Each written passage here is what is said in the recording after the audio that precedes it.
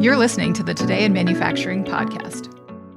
Hi, and welcome to a new episode of the Today in Manufacturing podcast. With me today are Jeff Franke and Andy Zoll. We're the editors of Manufacturing.net and Industrial Equipment News, and we have 15 years of experience each covering the manufacturing industry.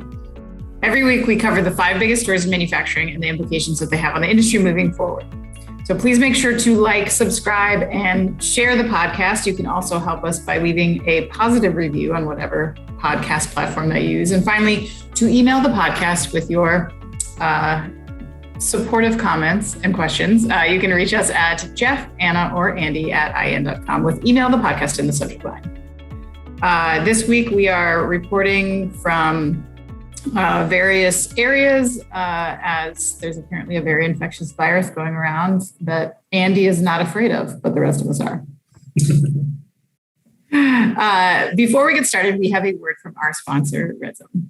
Manufacturers are facing extraordinary challenges today. With labor shortages, supply chain disruptions, and a changing workforce, complex industrial technology doesn't cut it on the front line. What's needed is a new way of working that will not only meet throughput goals, but change the shop floor culture to one of winning, where every worker feels they play a part in achieving the company's goals for success. What's needed is RedZone, the connected workforce solution.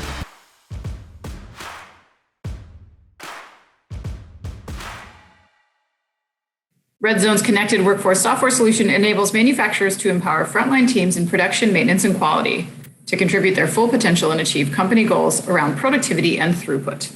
RedZone software enables manufacturers, big and small, to boost their plant's productivity, increase employee engagement, and lower turnover. All right, guys, how are we doing this week?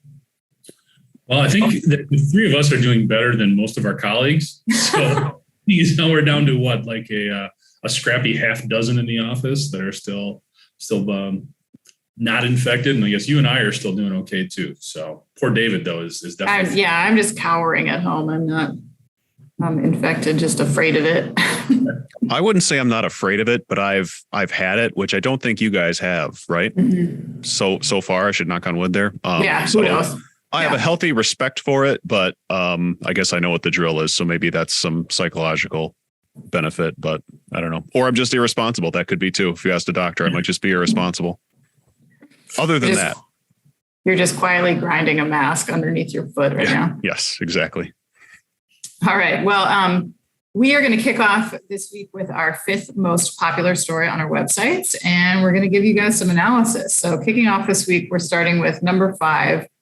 The headline was most electric vehicles won't qualify for federal tax credits. So a tax credit of up to $7,500 could be used to defray the cost of an electric vehicle under the Inflation Reduction Act, which is now moving toward final approval in Congress. But the auto industry is warning that the vast majority of EV purchases won't qualify for a tax credit that large. And that's because there's a requirement in the bill that to qualify for the credit, an electric vehicle must contain a battery built in North America with minerals mined or recycled on the continent. The Alliance of Automotive Innovation estimates that about 50 of the 72 electric, hydrogen, or plug-in hybrid models that are sold in the U.S. wouldn't meet the requirements. The idea behind the requirement is to incentivize domestic manufacturing, build a robust battery supply chain in North America, and lessen the industry's dependence on overseas supply chains that could be subject to disruptions. Production of lithium and other minerals that are used to produce EV batteries is now dominated by China. And the world's leading producer of cobalt, another component of the EV batteries, is the Democratic Republic of Congo. Under the $740 billion economic package, which passed the Senate over last weekend and is nearing final approval in the House, the tax credits would take effect next year. For an EV buyer to qualify for the full credit, 40% of the metals used in the vehicle's battery must come from North America. By 2027, that required threshold would reach 80%. The requirements also grow stricter each year. I'm going to go to you, Jeff, first. I want to hear your input on what you think about this deal. Well, I think it's interesting. One of the quotes in the story was from Michigan Senator Debbie Stabenow. I hope I'm saying her name correctly. Her quote was, "We will continue to work with the automakers and the administration on getting as much," Andy, try not to spew water through your nose, "common sense into the regulations as possible." Senator Stabenow may be thinking about the wrong organization when she starts throwing words like common sense into her quotes and trying to get things figured out, because I don't think this could have been made any more complicated than what they did here. I still don't understand why there's so much resistance to these tax credits. We talked about this last week. It's written on the wall. The government, the automakers, everybody wants EVs out on the road. We want to grow their use, their popularity. There have been, I'm not aware of any statistics that have come out and said the use of fewer combustion engine vehicles is bad. Okay. I haven't seen anything about this. So we want to trend this way. Why are we making this so difficult? We were kind of critical of some of the restrictions on the tax credits that we talked about last week in terms of personal income and vehicle price. Some of the vehicle price stuff I get. I think the minimum of $80,000 is still too high. I think it should be higher than, or too high. It should be higher than that if they're going to put something like that on there.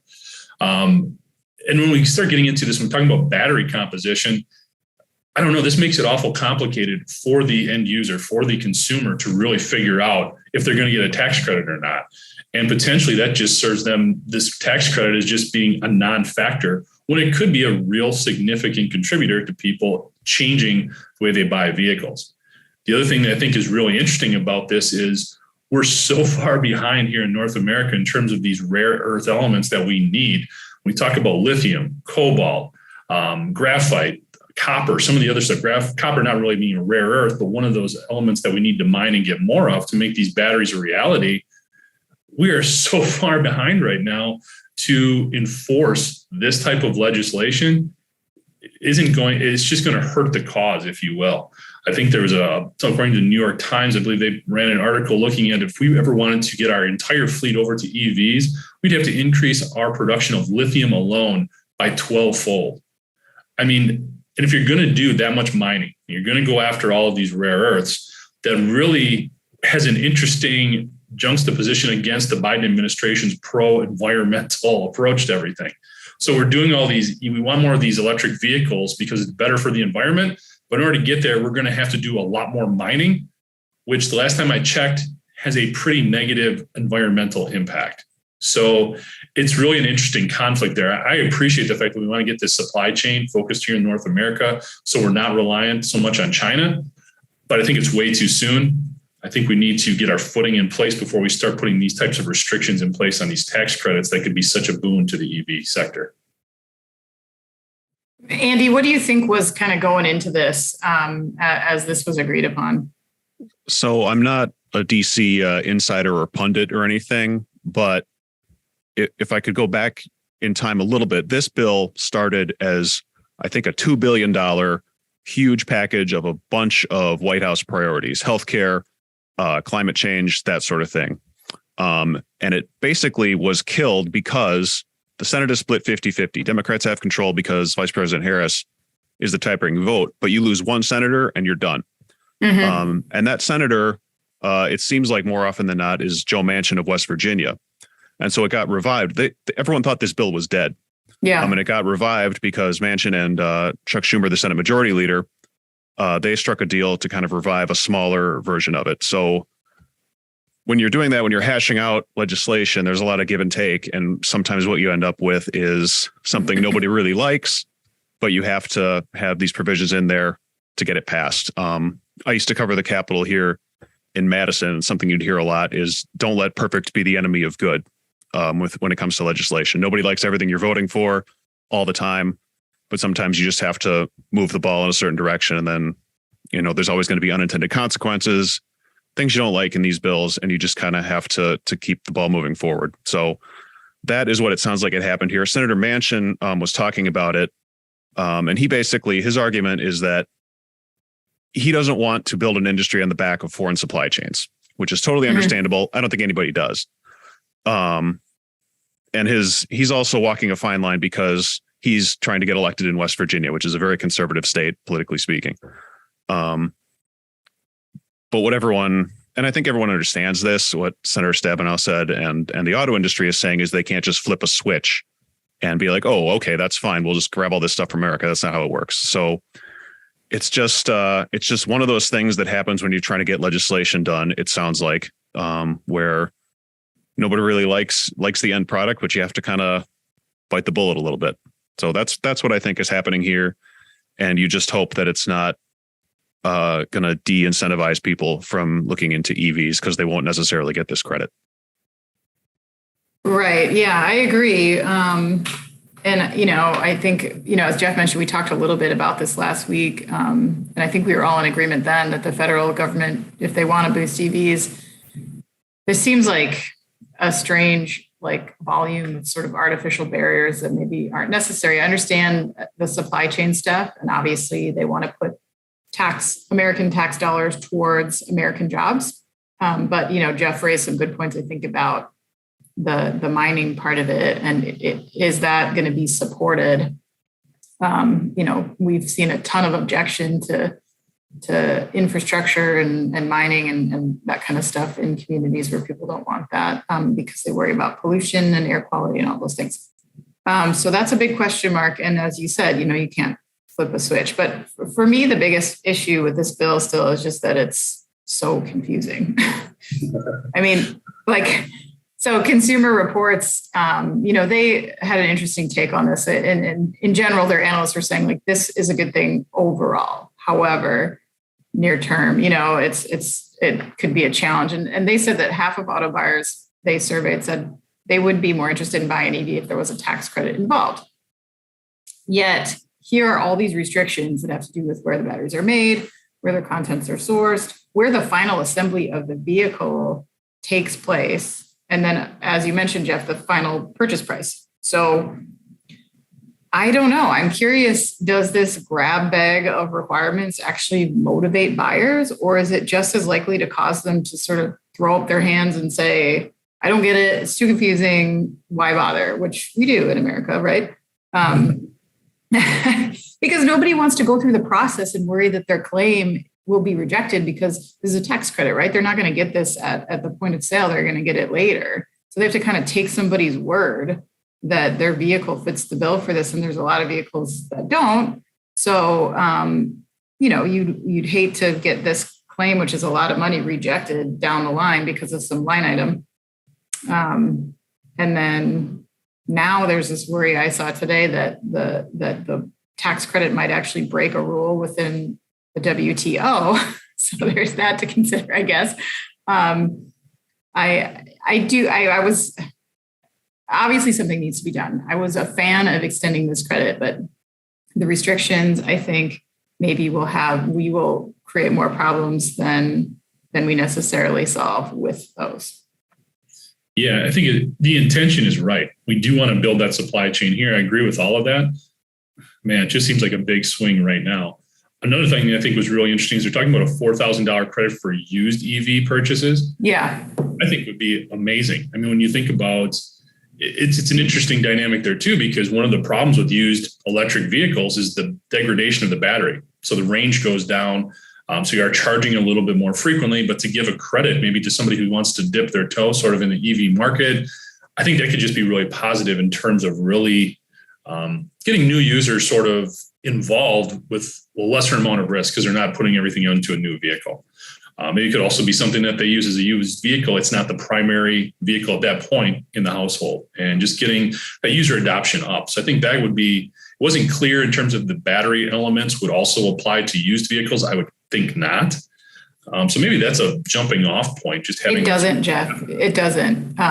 So that's, I think to your point, it is a really good way to get new users into that market and to kind of gain some market acceptance there. And to appeal to maybe a buyer that's not going to be able to afford a $60,000 vehicle. But yeah, a lot there. Yeah. They'd always say, I assume that if you want it changed in future legislation, you gotta have the votes to get it done. So, I mean, you could always go back and change this, bring it back to where it was before this, where it's been for years and years and years, which is just a straight $7,500 credit. But the votes weren't there in this big package that took a lot of lifting to get done. So it's tricky. Legislating is difficult, I was told. And not a job that I would want. No. All right, so moving on to our fourth most popular story this week. USF student invents lumber alternative using recycled plastic. So while lumber was widely unavailable and prices were soaring to historic highs during the coronavirus pandemic, a University of South Florida mechanical engineering student was developing a cost-effective alternative. Now funded by the National Science Foundation, doctoral student John Cotter is manufacturing a recycled plastic building material that can replace structural lumber. The ultra-strong recycled material, called recycled plastic lumber, is made of polymer reinforced composites, a material that is reinforced like concrete. The material will be used as a replacement for wood to create fence posts that can last 30 to 50 years, about 3 times longer than a wood fence. Look, that's 3 years at least. On top of significantly reducing future costs for customers, Cotter estimates the eco-friendly alternative will produce 15 million fence posts annually. The NSF grant runs until May of 2023.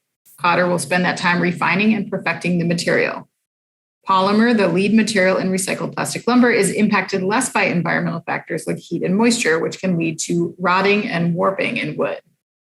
The focus is making a material that is efficient for the price based on the strength provided, Cotter said. He was issued his first patent for recycled plastic lumber in 2021 and has another one pending. Both involve the use of glass as a cost-effective structural material, including as a reinforcement for the polymers used in the fence posts. Andy, let's talk a little bit about this new material. This is an interesting story. I mean, anything we can do to keep plastic out of landfills and oceans, I think we're all in favor of that.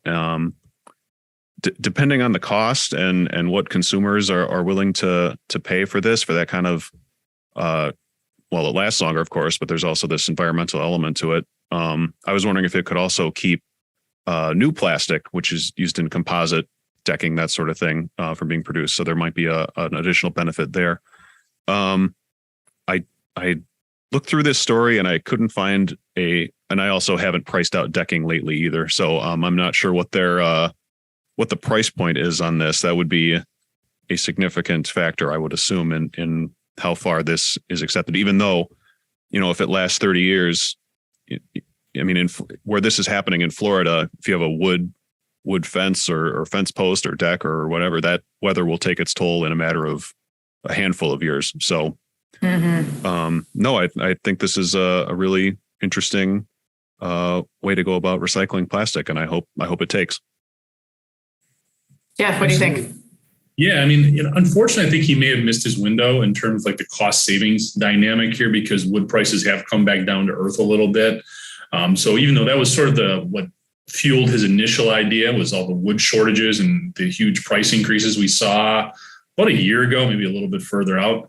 Like I said, I think he's going to miss that window, but still, like Andy alluded to, the ability to take a lot of these plastics that we don't have a solution for. Now, we don't have an answer for what to do with a lot of them, and to put it into something that can be used in such a pliable way as wood is kind of amazing. The other thing I thought was really interesting is one of the materials that they use in putting this stuff together is glass, which I was really surprised in, but that's another material that when it comes to recycling, getting rid of, reusing can be an issue.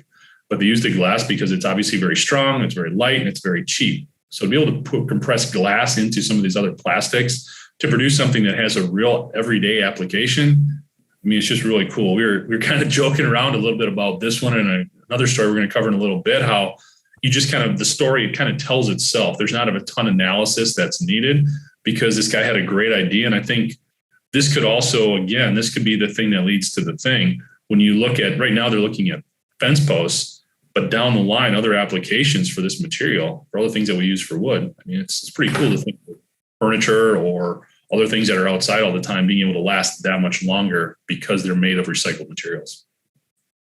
Jeff, did you just fire yourself? You're like, no one needs to talk about this. It already is talked about. We put it up there, just read it. Yeah, exactly. There she is. Jeff, you mentioned about the thing that leads to the thing, and that I thought of that too. However, I was more optimistic about this being sort of current use case and something that we need now. I get a little frustrated talking about innovation sometimes when we cover some of these innovations that almost feel like they are solutions in search of a problem. I mean, like, as an example of that, like we talk a lot about hypersonic air travel, and I think we clearly need a more efficient airplane. We need an airplane with a lower carbon footprint, like much more than we really need a faster one, you know? But in this case, the development is really on target, I think, with several current problems that we covered: the lumber shortage, the glut of plastic that needs to go somewhere and be repurposed somewhere in our environment. And so when you look at that on top of, you know, how much better this is in terms of its durability, it's really exciting. It's incredible. And I think it has a lot of use right now. Absolutely. All right, moving on to our third most popular story this week. This is a weird one. An airline has called on its executives to work as baggage handlers.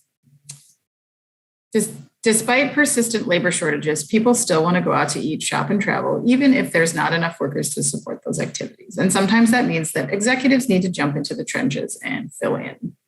That's the case for Australian airline Qantas Airways. According to Bloomberg, the company's chief operating officer has put out the call to executives to take on baggage handling duties full-time for 3 months to help get through the holiday travel rush. Qantas is seeking 100 executives who can lift at least 70 pounds to move bags and drive luggage carts. Executives volunteering for baggage handling duty won't be expected to continue performing their normal full-time jobs. The plea comes at a particularly disrupted time for the airline. According to Bloomberg, Qantas had to cancel more than 8% of its flights in June. Some critics placed the blame on Qantas CEO Alan Joyce, accusing him of slashing too many jobs during the pandemic. The anger with Joyce has resulted in eggs and toilet paper being thrown at his $19 million home in Sydney. Okay, there's a lot there. Jeff, what do you think about this story with Qantas?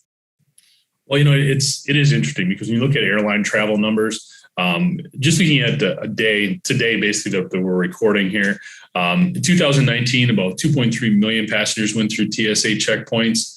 2020, that dropped down to about 500,000. Last year, up to about 1.7. And this year, we're back to like 2.1 million. So that ramp up has been pretty severe. And when you look at the way airlines responded to the pandemic and the lack of travel and the amount of what they had to do really in terms of managing their expenses and laying people off and downsizing and stuff, you can see how an airline could get into this sort of quandary a little bit. Qantas is interesting because they did lay off about 1,600 ground handlers during the pandemic. So now to go within their own ranks to try to fill some of these positions as opposed to hiring people is kind of interesting. I don't know if it's the fact that they just can't find people for these jobs. We know the labor market is tough. That could still be the case in Australia, just like it is here. So definitely an interesting approach. They're not the first airline to try this type of thing. Delta actually last year had employees in Atlanta chip in with like helping clean up around the airport and in their sky clubs. Also last year, American asked some employees to volunteer to work once they started ramping back up just in terms of helping from a customer service perspective. So the airlines are doing a lot of these things and asking current sort of white collar workers to do some pitch in and play a bigger part in the company, just in response to the fact that people are getting back out there and traveling more, which I think economically is a great thing. And hopefully that this can help spur these airlines on and help them to be, again, get back into the swing of things in terms of their purchasing habits, which will help aerospace and all of those different subcontractors that are, you know, really so reliant on this industry doing well, people flying again. The one thing with Qantas is interesting is they kind of have a weird history with this type of thing. Back in 2018, right around Christmas time when it got busy, instead of hiring seasonal workers, they asked current employees to volunteer time, like processing tickets and handling bags and stuff like that. And it actually violated some labor laws because they basically had people they were doing their regular job and then pitching in under the guise of, hey, help out sort of your fellow worker and traveler, you know, be charitable around Christmas time. Mm-hmm. And like I said, they got into trouble for it. So Qantas has an interesting history sort of in asking their employees to give a little bit more, or do a little bit more than maybe what they were initially hired for. So Yeah. And, I got to say, from my perspective, I'm just a little bit skeptical of that. I realize there's a clear need for baggage handlers. Like, I don't think that's being manufactured, but it felt very like Undercover Boss to me, where you get a chance to like solve the problem by also promoting yourself and your goodwill. Like, our execs aren't afraid to get their hands dirty, or whatever message that sends. But the part that I found most interesting really was how they elaborated that the execs will not have to do their regular jobs while engaging in this gig, which for 3 months, that's kind of a long time. And to me, I don't know if that actually does paint your execs as the hardworking frontline workers that you think it does. Like, you can leave your post for literally 25% of the year, and it doesn't matter that you're not doing it, your original job. Like, what is your job? Like, I don't know. It just seemed like it could create a bigger wedge in people's minds between like the boots on the ground and the sort of ivory tower person who's doing the real work, and then these other people that are pushing paper all day, which I know is not true, right? But you almost ask for that characterization when you created this exercise. And clearly there's like a PR marketing component to it, because you don't like put out a press release saying you're calling for 100 volunteers. You assign your executives to do what you need them to do, and you just do it, right? If that's what it's about. But it's clearly about more than that for Qantas. And maybe this egg throwing, toilet papering, eat the rich situation in Sydney with the CEO is like driving that to like bring some measure of humility to their executive team in the eyes of the public. I don't know. Andy, what's your take? Well, first of all, is if you have a $19 million house, you should be okay with people TPing it, because that's maybe a little more than the average, than the normal person would need out of a home, regardless of your local real estate market. The second thing is I thought of this just now. Instead of having your executives take time off, 3 months, 12 weeks off from their job to go be baggage handlers, you furlough them, and then you offer executive level pay to see if other people want to come be baggage handlers for you, and then see how long that labor shortage actually lasts. Oh, very good. That's I don't know how I get that run up the flagpole at Qantas, but that's my brilliant business consultant idea of the day, is to see how long that labor shortage lasts there if you actually offer to pay people.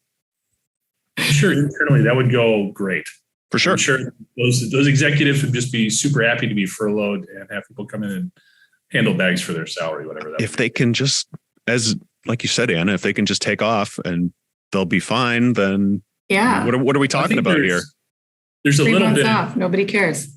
I don't think it's going to be 40 hours a week that they're doing this though. Some of the stuff that they're looking at these folks working more like 25 hours a week doing baggage handling and still doing their other job for maybe 15 or 20 hours. So I don't know. Maybe they're still working out the kinks there in terms of what it's going to be. I would hope so. Can you imagine being a baggage? Can you imagine being a baggage handler in Sydney or Melbourne or whatever, and you're already probably way overworked, probably underpaid, and then some white collar bozo shows up to do your job for you? Like, can you imagine? To support or help out, right? Like yeah, for sure. Well, I don't know, when the executive comes on Undercover Boss and like works at Subway, and they just said don't even know how to make a sandwich, and you're like. Yeah. So in the fact that you know that this is a higher level executive, and you're thinking, how is my company functioning when this guy doesn't even know how to pick up a suitcase? I mean, exactly. Yeah. And what does this do from a recruitment perspective? I mean, what is it? I mean, at some point they're going to want to handle more either individuals at the headquarters or people handling bags. And if they have to look internally as opposed to go and just recruit and pay people and handle it the right way, what does that really do if you're a worker looking for a job? We know you have more options now. I don't know. I think this just puts Qantas in a weird corner, just from competing from on the workforce level. I don't know. Yeah, it's odd. Not for executives, though, if you can just ditch your job for 3 months. You can volunteer. Oh, you can volunteer. You're volunteering. Greater good. Greater good. Yep. Yeah. All right. Our second most popular story this week. Eerie red glow on Pacific gets fishy explanation.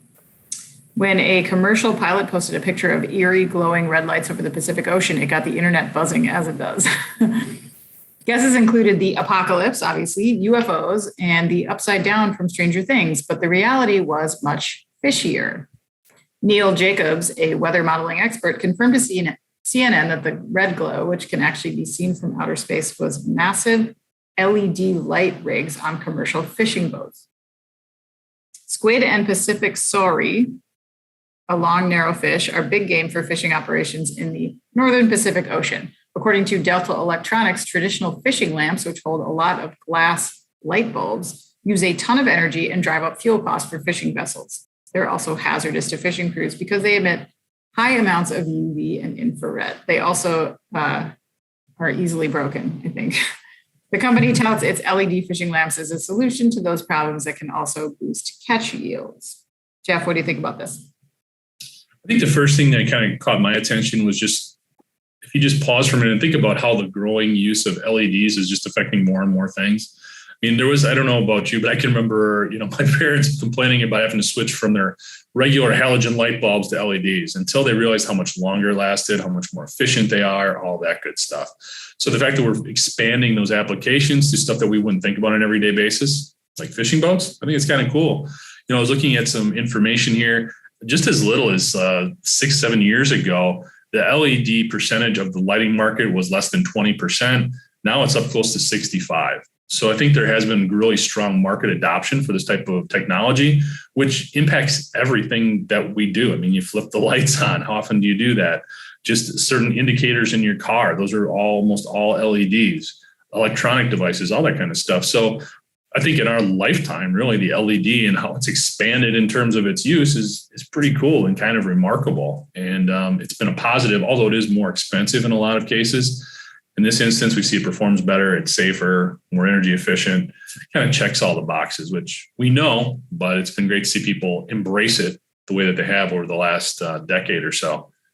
Another interesting tidbit in researching this story, did you know you don't fish for squid? You hunt them. What? Yes. They are not caught. They are hunted. Apparently you basically jig, you put the light in the water and just kind of lure them to the surface and then snag them. Same thing with this fish. Like, how do you lure them to the surface? You offer them something, or they sense the light. Yeah. You offer them something. Yeah. You just drop you drop the light all the way down and then slowly raise it up, and they follow the light up. When they come to the surface, you snag them. What do you snag them with? A net. I don't know. That sounds like fishing. I am not a fisherman. 100% fishing. I don't know how you hunt on the water, but this is what they're doing. So. I was picturing some harpoon type deal, but just lights and nets, I guess. Yeah, totally. It would make it more challenging. You could. Yeah, for sure. Some sort of trap. Yeah, I had no idea this was how hunted calamari gets to your plate. This is one of those stories where you need the visual to go along with it, because I mean it's a big fishing boat, and it's just and I'm going to forget the nautical terms here, aft to stern or whatever, with these huge light rigs, and they're bright red and you can see them from space, and that's how you get your appetizer. Mm-hmm. So you learn something new every day. The video was pretty crazy. When you saw what the pilot saw, you can definitely appreciate why he was kind of freaked out or not sure what he was looking at when he saw these red lights through the cloud.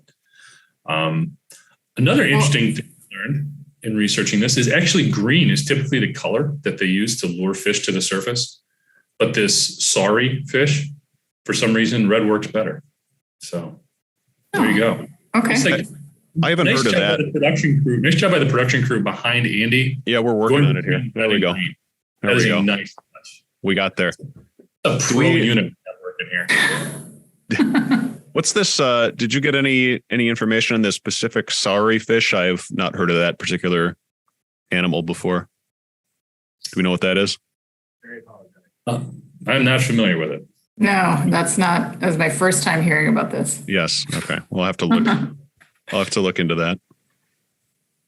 I enjoyed the thought of if you can see this from space, like the kind of conspiracy theories that are circulating around the alien community right now. Because if they can see it, they're probably wondering what it is, right?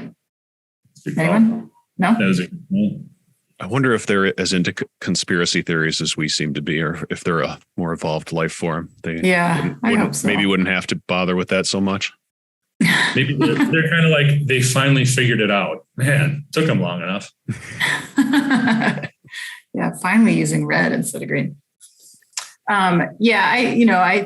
Jeff, I kind of thought the same thing as you about the LED thing. It just was like a good example of how, a tech change that was sort of regulated into mass use, and how people complained bitterly at the time about how it's going to cost more, and they had to change, institutions had to change over all these light bulbs, right? It was kind of a big deal at the time, but they saved a ton of energy, and we've kind of got used to them. And there was very little collateral damage. Even like the lighting companies redesigned their products, and they're all still here. So let's think about it next time we want to complain about a regulatory change in favor of energy efficiency, that we might actually just survive it, I will still complain about any regulatory change, Anna. Well, I will just talk to Andy then. Even the good ones? And it's just embedded within me. I cannot just passively accept it. We fear change. What's that? We fear change. I don't know if it's fear, just, cynicism. Put it that way. All right. Moving on to Eric, our producer, just said that the sorry fish is very apologetic. And on that note, we are moving on to our most popular story of the week, which is... Got it in there. Yeah. Sorry. Yep. The U.S. has landed another multi-million-dollar EV plant. Last week, Kentucky landed yet another electric vehicle investment. LOTTE, L-O-T-T-E, Aluminum Materials USA will build a $238.7 million aluminum foil manufacturing operation in Elizabethtown that will create 122 new jobs. In a joint venture with Lotte Aluminum, Lotte Chemical will build a manufacturing facility to produce 36,000 tons of cathode foil and ultra-thin aluminum foil that is a core material used in EV batteries. The plant will become, hold on, I just lost my place here. The plant will be the company's first aluminum foil facility in the U.S. and will be operational by 2025. Since June of 2020, Kentucky has seen more than $8.5 billion in EV-related investments, with well over 8,000 full-time jobs announced. In September of 2021, Ford and SK Innovation announced a $5.8 billion investment that will create 5,000 jobs in Hardin County. In April 2022, Envision AESC announced a $2 billion investment that will create 2,000 jobs in Warren County. The deal comes with an incentive package from the Kentucky Economic Development Finance Authority that can provide up to $3.3 million as long as the company maintains the nearly $240 million investment and hits some annual targets, including creating and helping to keep 122 Kentucky resident full-time jobs across 10 years and paying an average hourly wage of $23.35, including benefits across those jobs. The company can also receive a $1 million tax incentive through the Kentucky Enterprise Initiative Act, which allows companies to recoup sales and use tax on construction costs, building fixtures, equipment used in R&D, and electronic processing. Andy, you said you couldn't flip a switch, but earlier in the podcast, we had a battery materials problem, and now I feel like the problem is solved.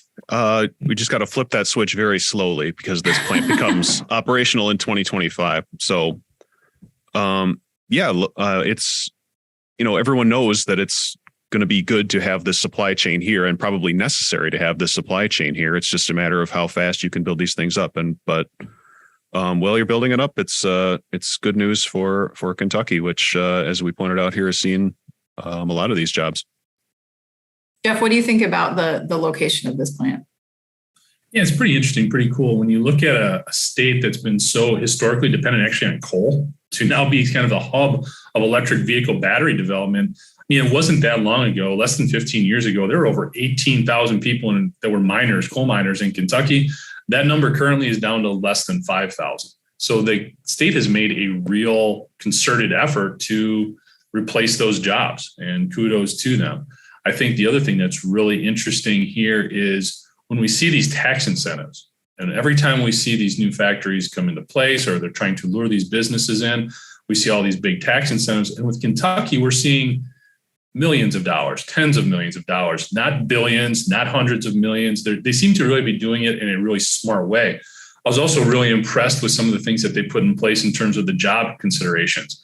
We actually talked about this last week about saying, hey, if you're going to do that and you're going to give them these incentives, ensure that they're going to spend this much money, which they did. I think for this particular project, it's something like they have to maintain a $240 million investment within the community, and the jobs have to pay a certain amount, which is a solid, upper middle class livable wage, basically. And they have to guarantee that in order to qualify for these, what are still very healthy tax incentives, but much more palatable, much more reasonable. Definitely not the Wisconsin Foxconn blow it out of the water type of approach. So it's really encouraging to see that this much is coming. And the last one we talked about like this too, that was such a big deal, was Panasonic in Kansas. And they had much bigger incentives, granted a little bit bigger facility, bigger footprint in terms of the factory and all of that. But these seem to be collectively very significant, very large on the same scale, but a lot less risk for the state. And it's really cool to see. And getting back to that first story, yeah, we're building up that supply chain that we need here in the U.S. and North America. Mm-hmm. Yeah, absolutely. Yeah. And, as far as that deal in Kansas, the Panasonic deal, they were blasted heavily for not including those job guarantees and salary requirements actually in the contract. Those were not laid out very effectively. And so to see Kentucky has not made that same mistake in their dealings here. And then also, I think that's a good example, like you said, that they're providing incentives, but nothing in the, I think that Kansas one was like $280 something million. We know Foxconn was just absolutely outrageous in the billions. 3.3 million. It doesn't sound like too much. I mean, it's like, It sounds like they're offering up more than just, we're going to give you a big pile of free money. They have maybe the talent, the infrastructure, the things that these companies actually do need to operate. So go ahead. I was just going to say, and they have the workforce readily available. They've got one industry that's definitely been on the decline, and now they've got one that seems to have a lot of opportunity presently and well into the future. So it's, the stars kind of align really well for these projects in this location. It's cool to see.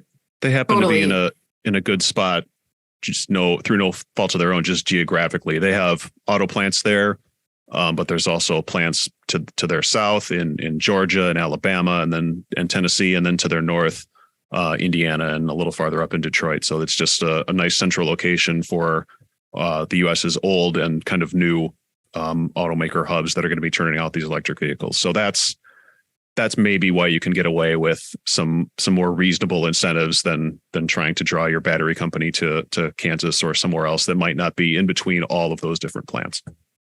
For sure. Yeah.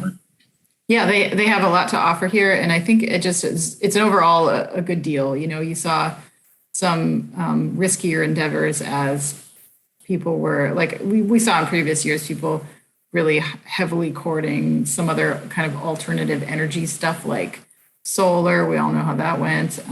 Even some of those early EV startups that kind of went belly up 5-10 years ago. I think because the shortages that have lined up for years to come on batteries and battery materials, like we know that there's shortages projected immediately. It just means this market is really going to be much more stable, I think, than some of the other stuff that people are looking to implement. So hopefully it works out well for them. Okay, before we move on to In Case You Missed It, we're going to have another word from our sponsor, Red Zone.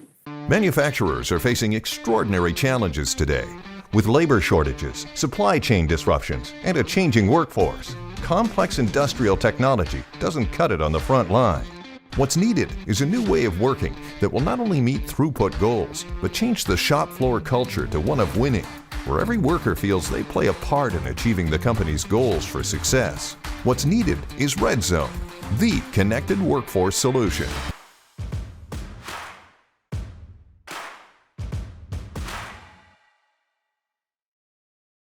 Red Zone's connected workforce software solution enables manufacturers to empower frontline teams in production, maintenance, and quality to contribute their full potential and achieve company goals around productivity and throughput. Red Zone software enables manufacturers, big and small, to boost their plant's productivity, increase employee engagement, and lower turnover. All right, we're going to move on to, in case you missed it, this is our chance to throw out some stories that we think maybe deserved a little bit more attention than they got on our websites this week. And I'm going to start today with Andy. We ran a story earlier in the week. It was basically not any breaking news, but just kind of a profile of the bioplastics industry. We talked a little bit about plastics in an earlier story with the novel plastic lumber material. So this kind of detailed where that industry is at. It's still a tiny fraction of the overall plastic sector, but there's this push to make a better plastic that can break down. Right now, conventional plastic, it's all throughout our oceans and landfills. It never breaks down, it leaches into our food supply, water supply, that sort of thing. So there should be this push to make one that does. And there's two companies this story mentioned. One is Danimer Scientific, which makes a material called PHA. They recently expanded their plant in Kentucky. And the other one is NatureWorks, which is a joint venture that's owned in part by Cargill. They're building a material called a PLA. They're building that plant in Thailand. That material, PLA, is already being used in tea bags in the UK to replace at least one company's polyester bags, which would leach tiny particles into your tea when you're drinking it. So it's just, again, still just a tiny fraction of this market, but it can be kind of grim on the environmental front out there. So knowing that this technology is out there and that it's expected to triple from its still small state in the coming years, that's a little comfort, at least to me. So that was the story I was enjoying this week or last week. Yeah, I mean, I think it's cool. I mean, we know this is such a huge and ongoing problem. To hear any proactive solutions, I think is positive, especially coming out of Asia, where we do see a bigger kind of influx in terms of pollution and plastics making their way through a lot of those rivers. I mean, we were talking about that big gate in the last episode and how that's focused on preventing a lot of this plastic from getting into the ocean. So all this stuff is positive, regardless of the scale that it's at any given time.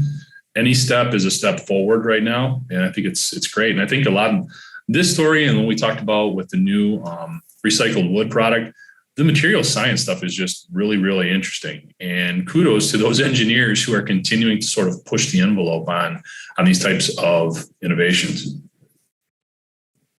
I apologize for my freezer disruptively making ice back there. Stop it. It's the material creation dynamic. Yeah, that's true. That's true. And it is recyclable ice. Sustainable, sure. It's a very sustainable product.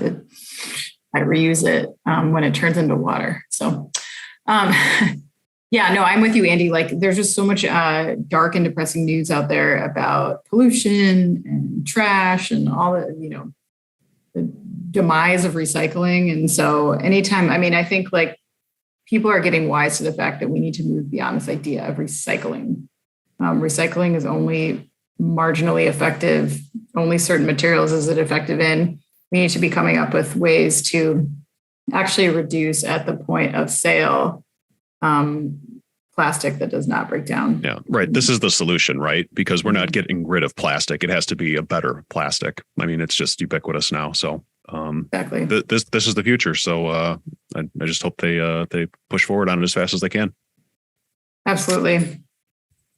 All right. So in case you missed it this week, is on Lordstown Motors, the EV company that we've discussed on and off throughout the last 2 years on the podcast. This is one of the more struggling automakers at this point, which was why the story was interesting. So Lordstown announced that it's expecting deliveries this year yet of its endurance pickup. CEO Edward Hightower said that the company expects to start the first customer deliveries by the end of the year. However, he added that the startup will only make around 500 vehicles through the start of 2023. And despite a second quarter ending cash balance of $236 million, Lordstown still needs, quote, substantially more capital. CFO Adam Kroll said the company needs to raise between $50 and $75 million to manufacture 500 pickups. I know. So $75 million for 500 pickups. I think that works out to about $150,000 per vehicle. So sounds like we have some scaling to do there. I think people were cautiously hopeful that Lordstown, after the sale of their plant to Foxconn, they shored up a little cash. They just appointed a new CEO. Were able to stay afloat without going bankrupt. I am not optimistic, though. I just feel like this is just still this waiting game until bankruptcy. And we can check back in a year and see how this held up, but I think I'm right. I don't know. Those aren't the kind of numbers you throw out when you're super confident about your forthcoming pickup truck, No, and like they're publicly traded. So when you are like, we're going to make 500 pickups and we still need $75 million to do that. By the way, we have a cash balance. It's not, I don't know. No, things are not going in the right direction there. Obviously, that's not the scale. It's not like these are, being released as a collector's edition type of product here, like Ferrari and folks like that can get away with. That's not the dynamic. I think Lordstown, like you said, Anna, we've all been pulling for this place. We want this to work just with the heritage of the site and the location and the town and all like that. But I think where this is trending is whatever Lordstown is now, that entity, it's going to transform into basically being some sort of automotive contract manufacturer for Foxconn. I can't see them standing on their own at this point. Foxconn has an agreement, I believe it's with Lucid, right? They're going to be doing some things in that. That's why they bought the facility, I believe. So I think that's where this is trending. So hopefully those workers there will still have something to look forward to. It's hard to believe that's going to have the Lordstown label on it. Yeah. Yep. Uplifting story. Yeah. Andy's like, nothing to add. That's It's a dumpster fire. I think we'll all believe it when we see it. How about that? Yeah. There you go. Yeah. I agree. All right, Jeff, what's your in case you missed it? Yeah, I've got a bunch of, roses and sunshine here too, because I'm going to talk about how the rise of precision agriculture is bringing new threats to our food system. Yeah. So basically, a lot of what this article is talking about, and this is on food manufacturing, is we look at farmers basically getting exposed to the same technologies that we would use in any type of production environment to just give them more data, except their plant is outside. So it's getting information, collecting satellite imagery so they can have better ideas in terms of weather patterns, using sensors to get better measurements on humidity and temperature and all the different elements that are going to impact them being able to grow their crops as efficiently and effectively as possible. So all of this data is going into special software, special tools that'll give them data points and benchmarks and all these great dashboards to help them run their farm and plant their fields and manage their crops more effectively. The problem is anytime you start getting into software, you also get hackers involved. And that is what is happening with a lot of these systems, whether it be controlling inventory levels at some of the places that are storing the crop after it's harvested, even sometimes on the specific level of the farmers, you've gotten ransomware attacks and things like that are getting in there and basically holding these farmers and other agricultural companies hostage for their data that they're now dependent on to run their organization. So it's created this whole new issue in terms of we want farming to be smarter, potentially more robotic, more environmentally conscious so that we can preserve the soil and get as much as we can out of it in terms of not just sucking all the nutrients out of the soil in the short term, but making these things last longer and just be more productive and produce better and more food. Oh, now we've got to worry about ransomware groups also hitting these folks up and making things much more difficult for them. So there's the next evolution in terms of really taking all this data-driven agricultural technology is to make sure it's secure. Which again, when you're dealing with a farm is essentially a small business, that's just not always an investment that's top of mind. It's not the technical know-how that they're looking to hire. So it's just adding another sort of range of potential issues when you look at something that's obviously so critical. I mean, it's food. It's something that we all obviously need all the time, every day. So it impacts everybody, but it's getting the technology now in place that really, I mean, just even in the industrial sector with how much automation and how much data and software that we deal with, security is an issue there. Now you take that down a couple notches in terms of the technological know-how or just the organic understanding of it, and makes it really, really tough on some of these farmers that are just trying to do things a better way and getting into the 21st century. way of doing things. So it was an interesting article just in looking at how, as David likes to say, we just can't have nice things because somebody's got to try to break it. So it would be, reading this article, it didn't sound like, if you're hacking individual tractors or, pesticide applications or what fertilizer applications, what have you, it doesn't sound like that's sort of a widespread problem throughout the broader food system, but it could really wreak havoc on your individual farmers. So I think that's probably a large part of the solution here is just creating awareness of how much kind of damage that could do to farmers specifically. And then, that demand, that awareness, when they're buying more equipment, when they're buying smarter equipment to make their farm smarter, you want to make sure that they know that they should be sure that equipment's secure. So that'll hopefully push equipment makers to shore up that technology. Well, I think one of the risks too is then it becomes a deterrent to do all these things that we want the agricultural industry to do. We want them to implement all these quote unquote smart technologies because there's so many inherent benefits to it, both in terms of an environmental perspective, but also from a yield perspective. Getting more food produced is obviously better for our world, and being able to do it in an environmentally conscious way is even better. So then if you're saying, okay, we want you to adopt all these different ways of going about doing something you've been doing for decades.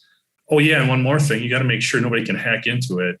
You just hope that this doesn't provide a sort of deterrent that would lead to people just automatically just shutting down and saying, hell no, Yep. That would do this. Yeah, because you'd think arguably like there's a lot of benefit to be had for some of these smaller farmers, but they're probably disproportionately impacted by these challenges, right? Yeah, absolutely. And then it even gets into, everything we've heard about the Ukraine with a lot of grain basically just sitting in places and not being able to get anywhere.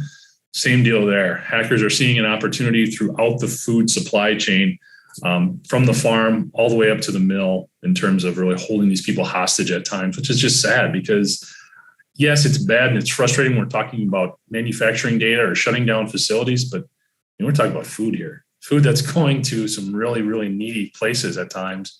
So it's a frustrating dynamic to see this really taking place on such a scale. And those cause food crises in specific locations, but those also drive up costs everywhere, which is what we're all experiencing now too. So, yep. So there's a cheery thought I'm going to end the podcast on. Thanks, Jeff. Happy one. Really appreciate your input. What I'm here for. Bring everybody down. So on that note, it's time to wrap up with our final thoughts. Andy, is there anything you want to send the audience away with this week? I just wanted to let you guys know, because you're not here, what you're missing out on The Office. It's mostly been very quiet. Producer Eric did dig out his dad's 70s AM Gold cassette tape. So we had that on while I was podcast prepping. So that was a good time. I'm gonna have to bring that around next week while we're working on that. That's awesome. Some what we got? Some Allman Brothers, some Kansas, some Guess Who on there. Yeah, it's a good one. Nice. Yeah, it is good. Well done. I have been having an opposite experience here at home, where I have been listening to more of the Kids Bop station. If anyone's familiar with that. Mm-hmm. Really good stuff. Yeah. Songs that get so annoyingly ingrained in your brain that it slowly drives you nuts. Yeah. Yeah, good times. Something so annoying it eventually becomes funny. That's always good. And then you're just like hysterically crying. Yeah. Not that happened to me. My final thought is also related to our office being empty, which is COVID still there. So that was a harsh reminder this week. I think how quickly it can sort of spread across a group. We saw a lot of our colleagues kind of get blasted this week with COVID just because we all work together, right? So just continue to stay diligent if you can. And I guess we're living with it now, but exciting week for that. So get those tests from Uncle Sam if you haven't done that. Those were convenient this week. Mm-hmm. Agree. Yeah, free tests at the USPS website if you haven't gotten those. All right, wrapping up, Jeff, you were going to bring like some really new, exciting things to the end of the podcast, I think that you had said last week. So I cannot wait to find out what this is. Take it away. Well, I'm going to throw my colleagues under the bus because I was a little busy covering some stuff with people out. I will have new trivia next week. I did not have it ready at this time. My apologies. I'm sure everybody is just waiting on bated breath with what the solution will be, but not quite yet. I was actually going to have my final thought. I was actually thinking about this last night playing softball. You know, we were getting these stories together. Andy talked about plastics. We talked about that guy developing new type of wood material. One of the places I've seen it, and again, a lot of this materials engineering type stuff, we kind of gloss over. It doesn't always get a ton of attention on the sites, but the way it can just impact the smallest of things is kind of crazy. And where I saw it was actually with softball bats, believe it or not. How that has changed in the last like decade in terms of what teams and what people will invest in a softball bat, just because going from aluminum to composite metals and stuff like that and the impact it has and what it allows people to do, like me, when you get old and you can still hit the ball pretty hard. It just brings a lot of enjoyment to the game. And it was fun just kind of thinking about that, what we've done as, you know, just recreationally in terms of buying different bats and the different materials and metals and how that's changed things a little bit. It's kind of cool. So yeah, if you know any other material developers, engineers out there, give them a pat on the back because they're doing some pretty cool stuff. Totally. That was a happy final thought. You know, that was happy. For like the horribly depressing, if in case you missed it, with a more upbeat perspective. You have moderately made up for it. Not fully. Continued effort in a positive direction. Please do. I mean, you've been on the other end of those composite bats, right? Because you're pitching now. You have to have been smoked by a couple of those this year. Yeah. A couple scary thoughts or a couple scary moments. Absolutely. We actually had one watching the other team last night. A pitcher took one in the side and that looked unpleasant. No, a ball hit off a space age metal bat. Yeah. They'll do some damage. Mm-hmm. Yeah. But yeah, you can hit the ball real far, so that's fun. Yeah. Trying to be positive. It's what I do. It's what I do. I know. And then people get hurt. Wah, wah. On that note, let's wrap it up, guys. Thank you for joining us this week, everyone, as we come out live from our homes and Andy in the studio because he's reckless. And we really enjoyed having you this week, and we'll see you next time. This is the Today in Manufacturing podcast. Thank you for listening to the Today in Manufacturing podcast.